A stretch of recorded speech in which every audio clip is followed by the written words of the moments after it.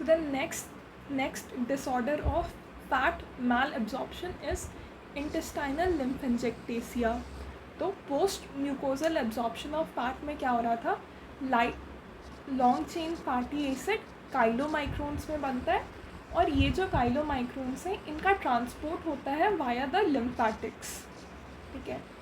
और अगर इस प्रोसेस में कुछ डिफेक्ट है तो वो कहाँ पे होता है, वो मिलता है इंटेस्टाइनल लिम्फेंजेक्टेसिया, ठीक है। फिजियोलॉजी क्या है, जो काइलोमाइक्रोन्स है they are absorbed via the intestinal lymphatics, और उसके बाद they enter the blood stream.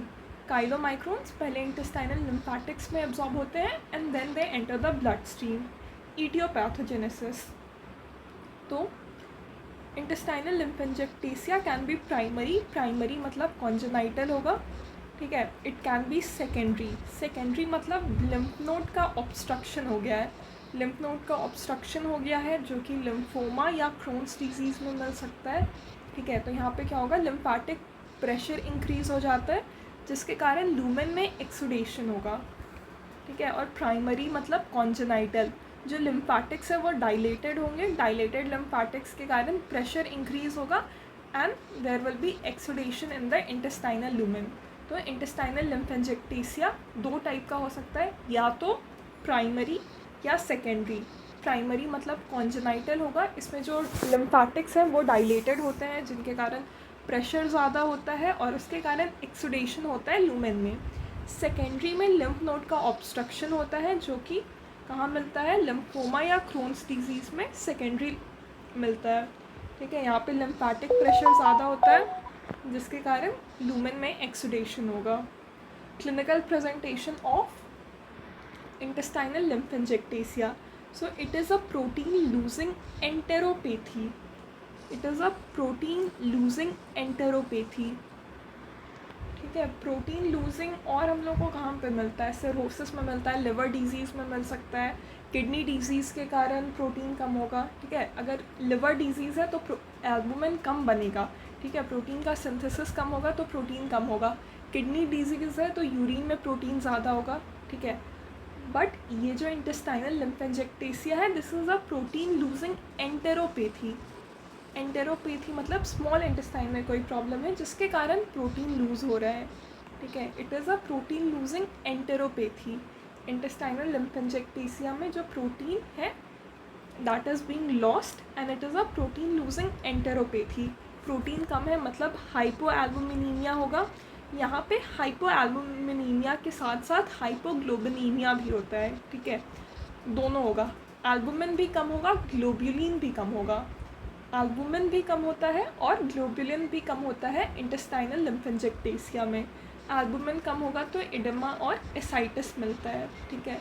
इडेमा और एसाइटिस जो है वो नेफ्रोटिक सिंड्रोम में भी मिलता है जो कि किडनी का डिजीज़ है। यहाँ पे यूरिन में एल्बुमिन लूज होता है और फिर लिवर डिजीज़ में एल्बुमिन का प्रोडक्शन ही कम होता है। तो इंटेस्टाइनल लिम्फेंजेक्टेसिया में इडेमा मिलता है, एसाइटिस मिलता है, और ये नेफ्रोटिक सिंड्रोम में भी मिल सकता है, लिवर डिजीज़ में भी मिल सकता है। तो इंटेस्टाइनल लिम्फेंजेक्टेसिया का डीडी क्या होता है, डिफरेंशियल डायग्नोसिस क्या होता है, नेफ्रोटिक सिंड्रोम और लिवर डिजीज़। और दूसरा क्लिनिकल प्रेजेंटेशन क्या होता है, डायरिया।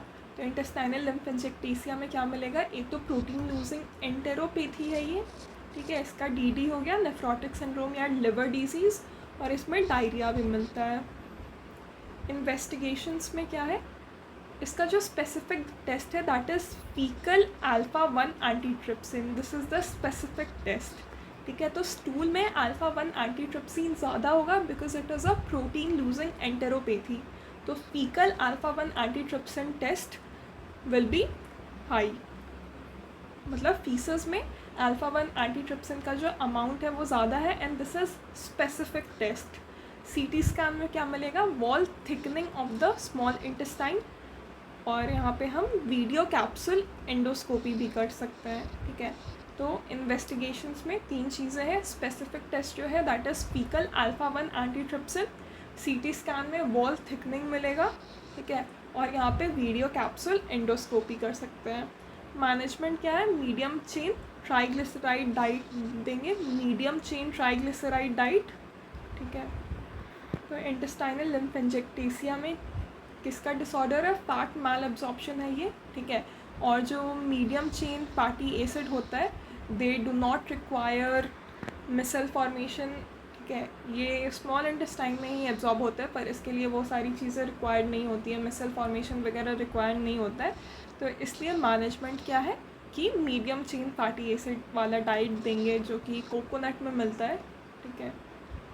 तो दिस वाज अबाउट इंटेस्टाइनल लिम्फेंजेक्टेसिया, ठीक है। यहाँ पे जो काइलोमाइक्रोन है वो लिम्फैटिक्स में एब्जॉर्ब नहीं हो पा रहा है, ठीक है। ये प्राइमरी हो सकता है, मतलब कॉन्जेनाइटल होगा जहाँ पे लिम्फैटिक्स डाइलेटेड है तो प्रेशर ज़्यादा होगा तो एक्सुडेशन मिलता है।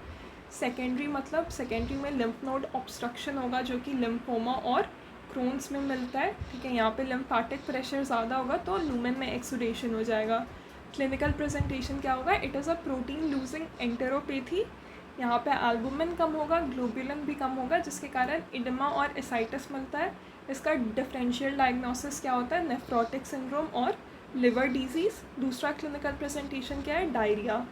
इन्वेस्टिगेशंस में क्या क्या है? इसका स्पेसिफिक टेस्ट हो गया faecal alpha one antitrypsin test, CT scan में वॉल थिकनिंग मिलता है, वीडियो कैप्सूल एंडोस्कोपी कर सकता है। मैनेजमेंट में मीडियम चेन ट्राइग्लिसराइड डाइट देंगे।